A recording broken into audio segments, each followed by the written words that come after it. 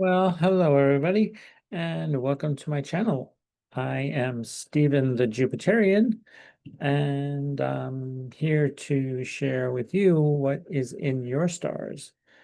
And for the month of May, actually, I will be sharing,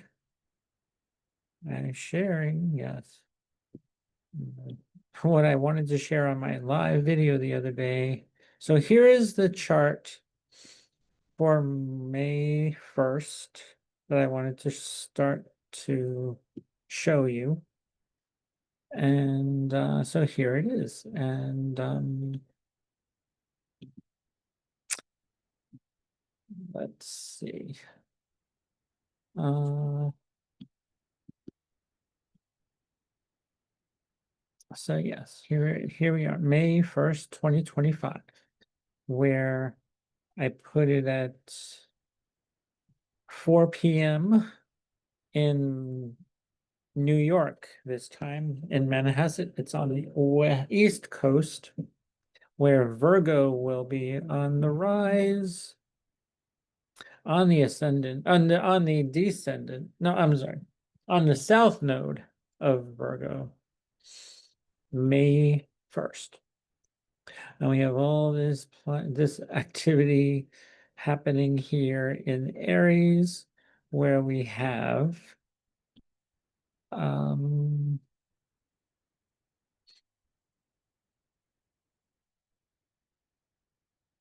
um oops. Wait, what are we showing? What are we looking at here? Yes, okay. So we are looking at this chart, okay, where we have all these planets in Aries, which happens to be the eighth house for Virgo rising. Um,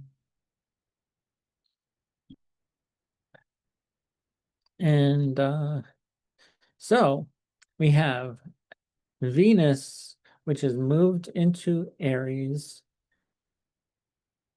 Neptune, the asteroid Cassandra, the asteroid Borasisi, the asteroid Menway, asteroid of Child, Mercury, Ophelia, and then we have Chiron here. And I will show you all this. Yeah, I just wanted to share these um, wonderful asteroids on this software because I don't get them all on my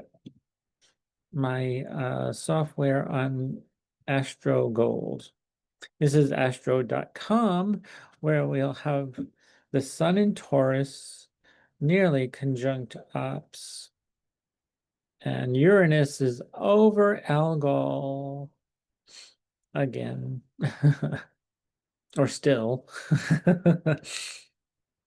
So if you have a 10th house, well, actually, the 10th house for Virgo is Gemini. So this is a ninth house. So it's not really quite close to, it's close to the 10th, but not quite there.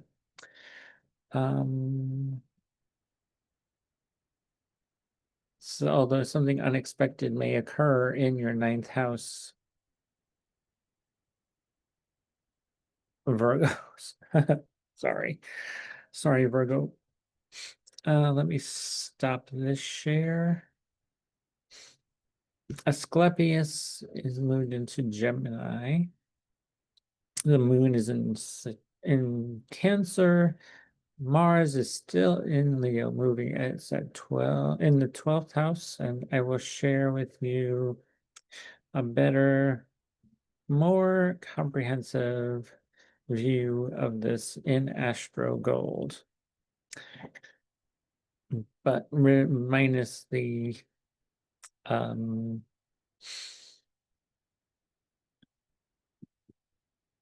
asteroids. So here you are, May 1st. And I put this in San Francisco at 5:23 p.m. This is the West Coast. So actually, if we did this, if we edited this, let's put it in New York.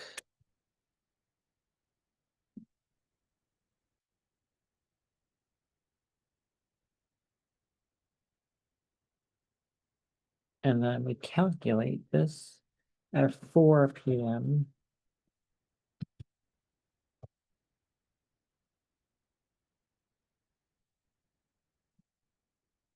We have Virgo rising. There you go. There's the same chart that I showed you, where Venus has entered Aries at 0 degrees, 37 minutes.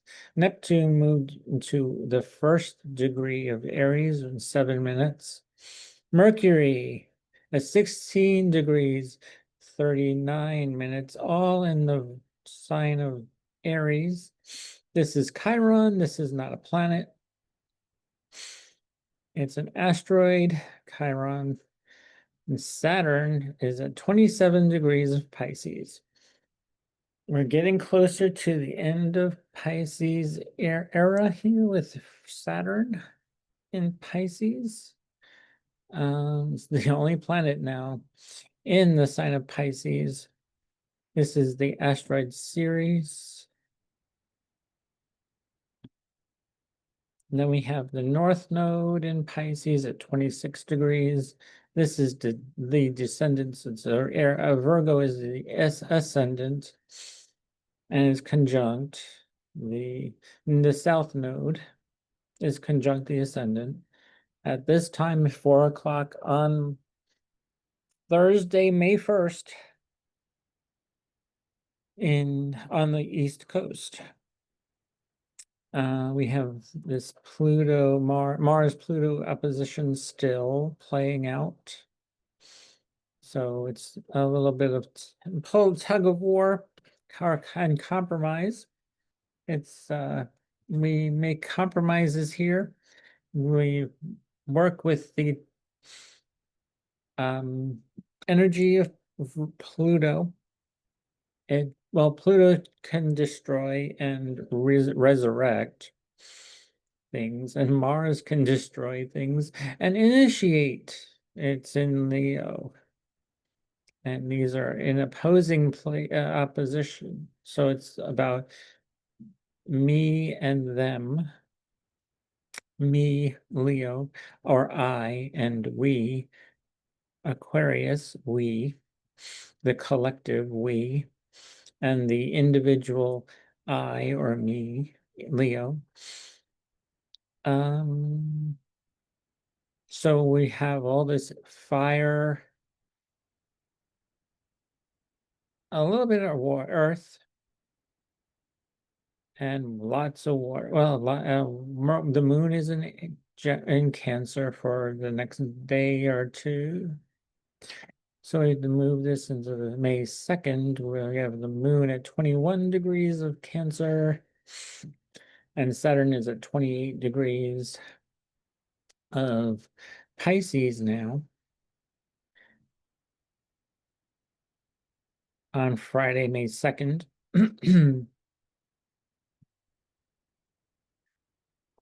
And this is the asteroid Pallas, or Pallas Athena, the wisdom, the asteroid of wisdom.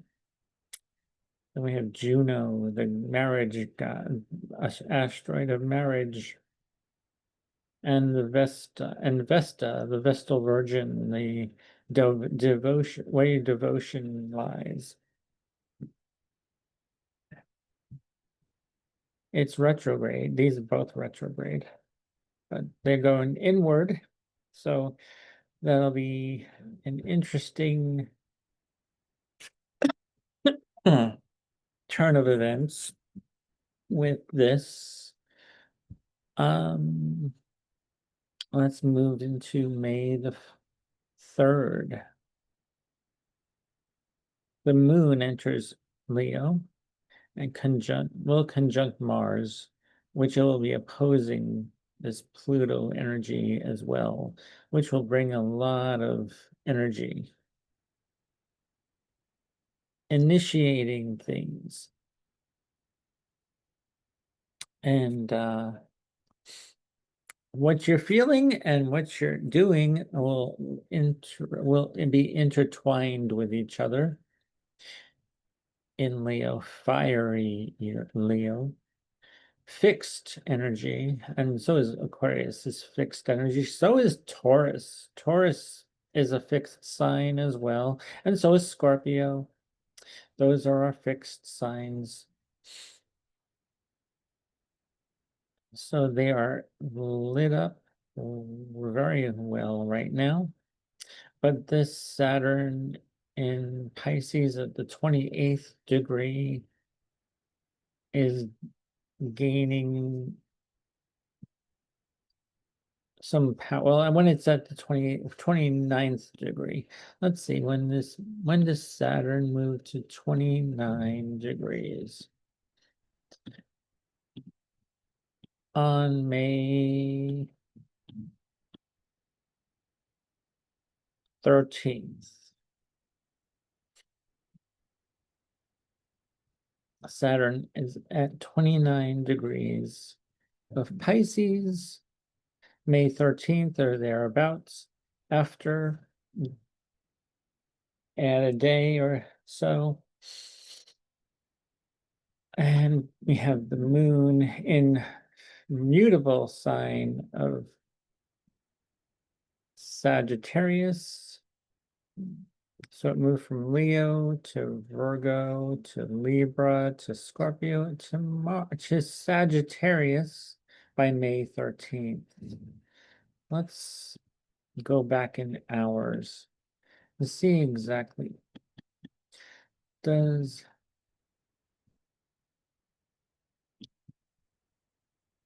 8 a.m. is 6/5 over 3, 2, 1. Saturn is at 29 degrees on the 13th, yes. Okay. And in the early morning, Saturn moves into Pisces at 29th degree of Pisces, which is an anaretic degree. It's very potent, packs a punch, and it's the final countdown. It's the final scene of Pisces for now until Saturn moves into Aries. And then in the fall, Saturn retrogrades back into Pisces. As I showed in a previous video, in many previous videos. So look back to previous videos. If you're new here, subscribe and you and hit that thumbs up button. Those of you who love my videos, you can actually, even if you're new here and you love this video, post a comment below. All comments are welcome. In a very civil way. Keep the civil comments civil, please. And yes, even if you don't agree, you can post that too, but be considerate and no personal attacks. Thank you very much. I appreciate that. So by May 13th, we have the moon in Scorpio, which is making a trine to Jupiter, to Saturn. So what you're feeling and the actions and restrictions, this Saturn is authority, structure, could be restriction, constriction, where Jupiter expands and Saturn restricts. Jupiter expands, and they're in square with each other again, making our last final square. until Jupiter moves into Cancer and Saturn moves into what? Hold on. Let's see. In months, because Saturn will be at 1 degree, and yeah, it squares when when Saturn is in Aries and Saturn is in uh Cancer. Those make a square as well. So the square energy will be felt for quite some time. Let's move it another month when Uranus moves into Gemini in July. Now, let's see. Saturn is starting his retrograde period, and Jupiter is 7 degrees away. This is almost 2 degrees. And this is 7 degrees away. That's a way too wide an orb for a square, because Saturn is moving away and Jupiter is going to be moving forward. So let's go to August. August. Jupiter moves to 14 degrees of Cancer, making a square to the moon, which will be felt for a short 2 day span, 2 days or so. We have a grand trine here. Well, let's see.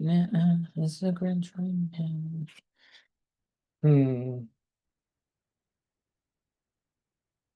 Because this is a sextile. These are trine each other. Mercury is trine to Neptune. Okay. All right. Well, I'm going way too far ahead of myself. So let's go back to May 13th. Where on May 12th, we had this full moon. I will have be doing a video on this full moon. Well, probably after this video, I am going to post my full moon video in Scorpio, which is going to be very powerful, potent, and yeah, the full moon will be on the 12th, or in the northern hemisphere, the 13th in New Zealand. And so yeah, actually you can go to astro.com, type in the time zone like and you can see that this full moon is especially powerful. Spiritual change,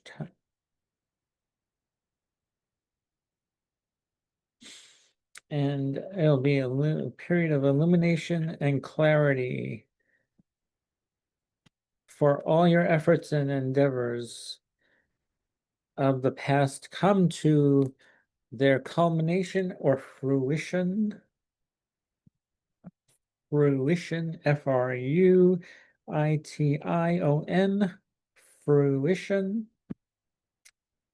It's a momentous event, often brings about sweeping changes and new beginnings.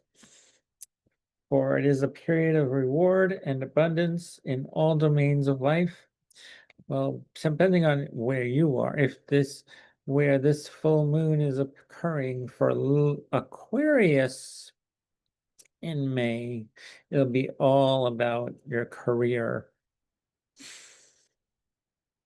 This full moon is in your 10th house of career reputation. the face that everyone sees in the public. Well, this is although the first house is you, everyone sees you. Um, just make sure that it's not making a square to anything to Pluto. So that's a good thing for Aquarius at this time in May. Best time to put your best face forward and career endeavors. And things of that matter. The sun is illuminating your fourth house of home, real estate, property, um, no, real home, your ancestors, your where you live.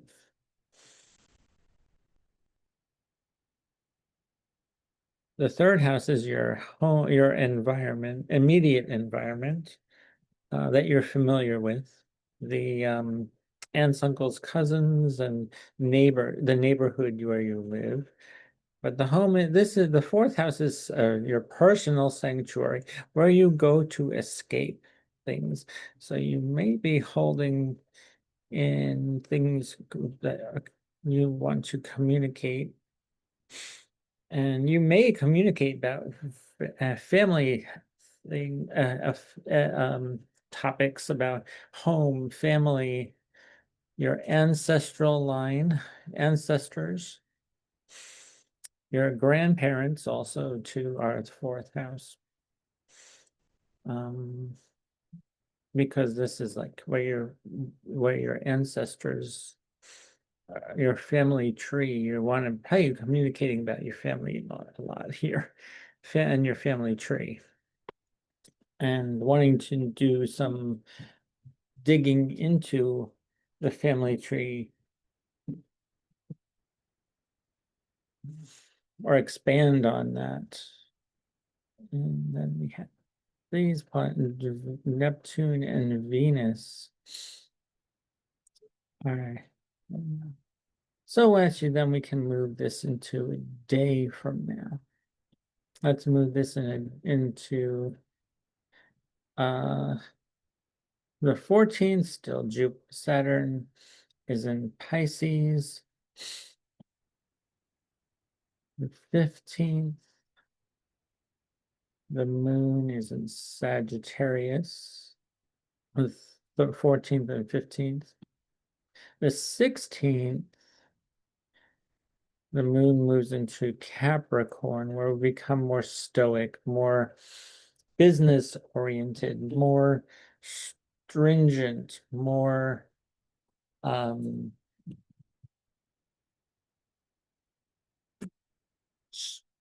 structured. It's ruled by, well, it's Saturn, I'm sorry, the moon is in Saturn's sign of Capricorn. Saturn is discipline. Saturn is your emotions may be held back too. You may not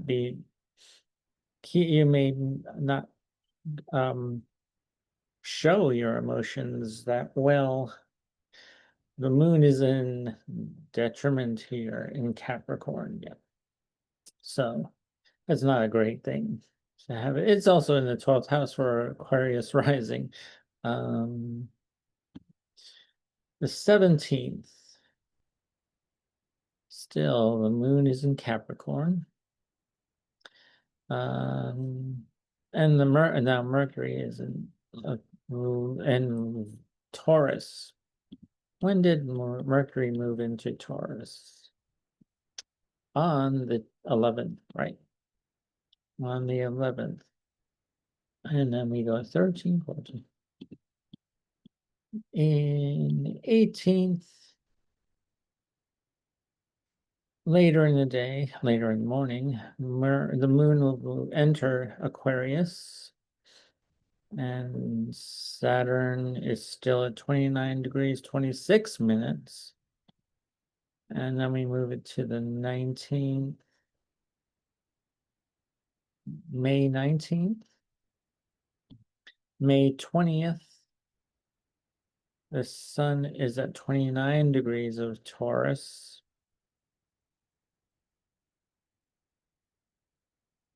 Happy birthday, Mom. May 20th. Yes. Saturn, and then the 21st, later in the day, yeah, late, yeah. May 21st, the sun will be in Gemini.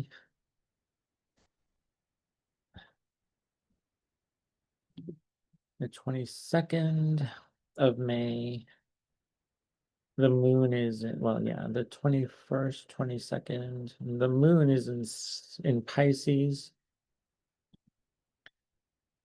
Then the 23rd, the moon moves into Aries, where action oriented and feelings will come about on May 23rd, May 24th, May 25th. Well, early in the morning. I had this at 1 a.m. on May 25th. Saturn enters Aries.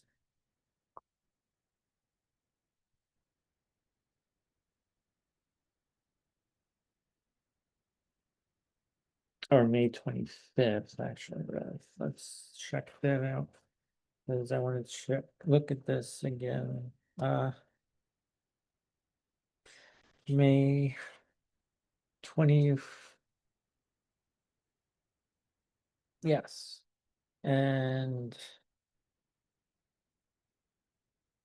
May 24th, yes. May 24th, the end of May, at the late evening hours,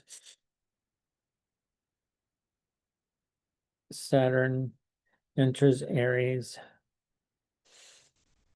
and then Mercury enters its ruling sign of Gemini on the 25th, making a sextile to Saturn. This is a really good thing where it will be, well, maybe communication and structure will be needed here. It's in a sextile. It's a really good thing to get your point across, probably. Or what you want to communicate. It's a great time to write and communicate. Mercury in Gemini loves to communicate, loves to write. It's in the 5th house for Aquarius, so you'll probably be writing something that is very near and dear to you in the realm of neighbors, neighborhood, aunts, uncles, cousins, or something familiar to you. And you're going to be writing about it. Maybe a travel guide. Could be, because the 3rd house is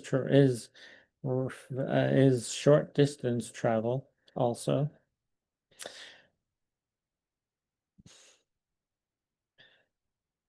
You'll be feeling more sensual, feeling all the senses. Moon in Taurus is exalted here. It's a great time to be feeling all the senses. At the moment, at this time on May 26th, May 27th. What happens May 27th? Not much different. Actually, everything is moving ahead. Except Pluto is retrograde still. Mars is still in Leo, but they aren't opposing each other anymore. Mars is not by now. He's at the 19th degree of Leo on May 28th. The 29th, The moon moves into Cancer. So we had a new moon, actually, on the 27th. Yes. Sorry, I skipped over the new moon on 27th of May.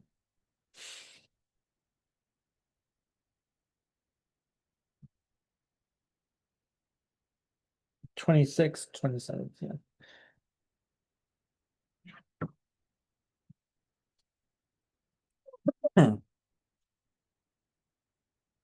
And then we have, okay, moving on to 28th, and then 29th, we have the moon in Cancer. Still in the new moon phase, even though the moon is moved into Cancer until we have the full moon in June. So you'll be feeling this new moon and for 6 to 9 months. Yeah. May 31st, the last day of May. So yeah, we have Venus. So we have Saturn, Neptune, Sirius is in Aries. Venus is conjunct Chiron. So we're healing a wound here, a chironic wound that you were born with. If you have a Chiron at 25 degrees of Aries, you're having your Chiron return, or anywhere between in the late degrees, 25 or so degrees of Aries. Happy 50th birthday to you, where Chiron returns to the same degree or around. I already had mine in 2020. So I'm now I'm 5 years after that. So it moved almost 22 degrees from my Chiron return, and which is a fifth house. Well, I have Chiron in the fifth house, so it's like a sexual healing. Because the fifth house is relationships, fifth house is casual sex, um, casual and fun and excitement and joy. The fifth house is all about fun. A fifth house is about children. So it could be like a childhood wound that I've had in the fifth house. So this could be a third house wound if you're Aquarius rising, if you're in the 50s. So if you're 50, so this chironic wound is happening if you're an Aquarius rising. If you're a Pisces rising, it'll be in your second house. If you're an Aries rising, it's in your first house. It's about you're having a healing of your of your own personal uh, having a personal epiphany, I would say, yeah. Something personal is happening with you. If you have Chiron in Aries and you have Aries rising and you're 50 years old, if you're Taurus rising, it's in your 12th house. If you're Gemini rising, it's your 11th house. And I'm going to show this because actually now it's getting complicated even because I'm going to share. Here's Pisces rising. So Chiron's in your second house. Aries rising. Taurus rising. Gemini rising.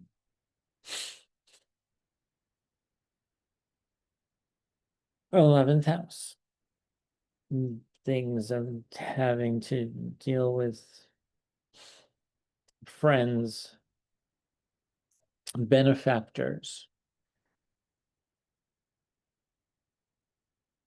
monetary gains from your career from 9th to the 10th house, or even something that you are an entrepreneurial endeavor that gets a windfall.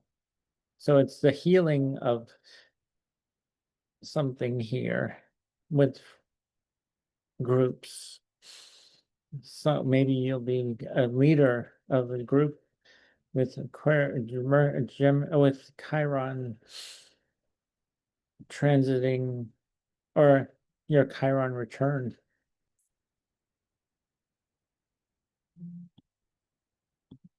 Cancer, this will be in your 10th house of your career, your public persona, your public image.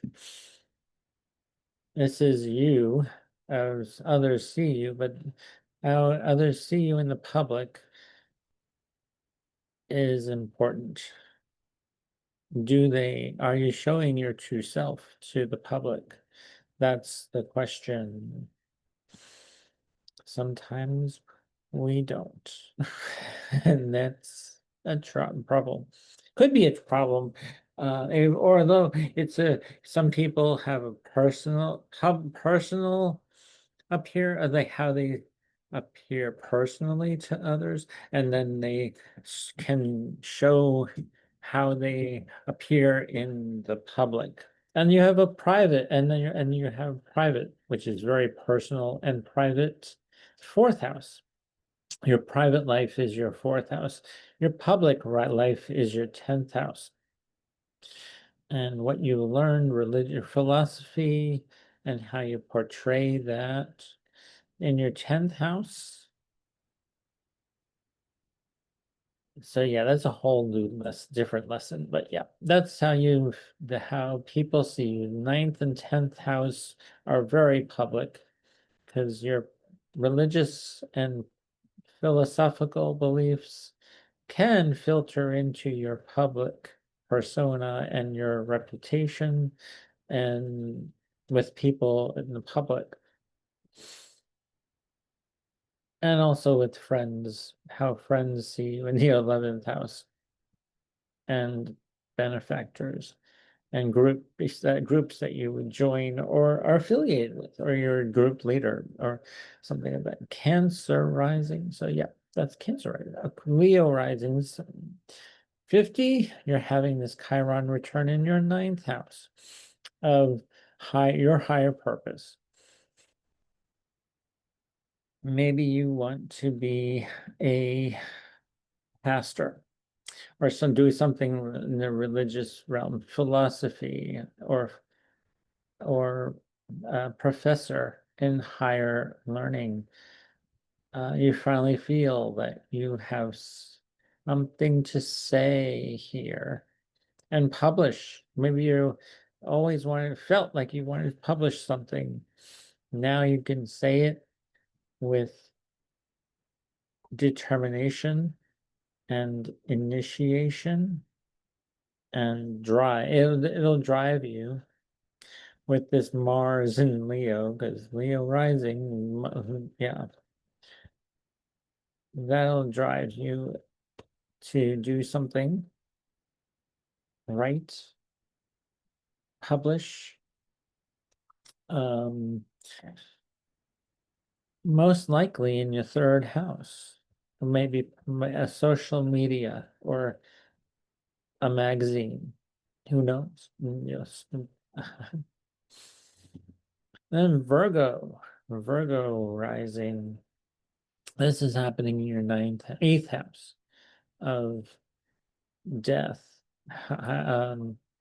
It's a hidden.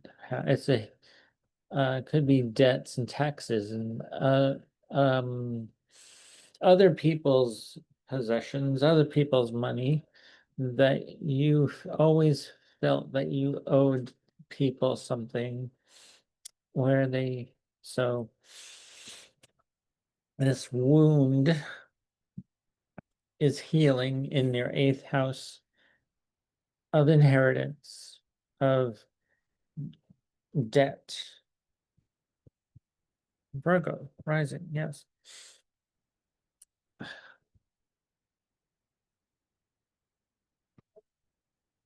Let's see. Let's go to now Libra. This is in your seventh house here. This wound is with a significant other or other people, one-to-one relationships, your clients, your the marketplace. Maybe you feared going to the marketplace by yourself, and you're finally in that place to feel comfortable. Just a scenario. How has this played out in your chart? Post in the comments. Scorpio. Well, this Scorpio is in your sixth house of work, service. Maybe you were wounded or a pet, like maybe a dog bit you. I don't know. Who knows? And there's this fear of owning a pet, of having a pet, and you finally get one, a service animal, or doing something of service work, and feeling more in tune with your work. All right, moving on to Sagittarius, my sign. I have a Sagittarius rising, and I had my Chiron return just where Neptune and Saturn are right now. There, mine is my Chiron is at 4 degrees where Ceres is, but yeah, but it's very close to mine. But you'll have a fifth house wound of childhood wound, a wound of some kind of wound here in the fifth house. And so could be maybe you had a people were you were made fun of, like me, like you're not creative enough, you're not this enough, you're not smart enough to start your own business. Until 2020 I started my own business, and it's taking time, but I'm more confident in my skills. I'm more confident in this part of my life in the fifth house of relationship, a casual relationship. I never had casual relationships. No, they were all pretty much codependent relationships for me anyway. So yeah, I found relationships, casual relationships, very difficult to deal with when I was in my teens and 20s, 30s, and even 40s. So it wasn't until my 50s, late 40s, that I actually finally met my partner, and that wound was starting to heal.